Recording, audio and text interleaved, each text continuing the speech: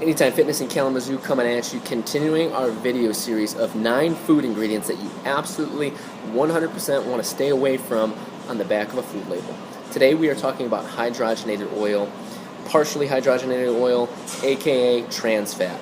If you see that on the back of a food label, definitely want to stay away from that. So hydrogenated oil is liquid saturated fat that has a hydrogen ion added to it that converts it to a solid. Okay, what's happening in that process is essentially the shelf life of that saturated fat gets prolonged, meaning that a company can keep a food, a product of some sort on the shelf longer and potentially have more likelihood to sell it at a higher price because the expiration date is going to be longer. Okay, you can find hydrogenated oil typically in margarine, vegetable shortening, white bread, fast food, donuts, peanut butter, ice cream.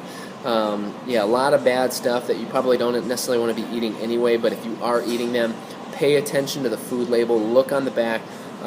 With all those things that I listed, you can find foods that do not have hydrogenated or partially hydrogenated oil in them. So if you're going to make the choice to eat those things, definitely look at the food label first. So why do we not want this in our diet? So there are clear studies that diets of people who regularly ingest hydrogenated oil have an increase in LDL as well as a decrease in their HDL cholesterol. Okay?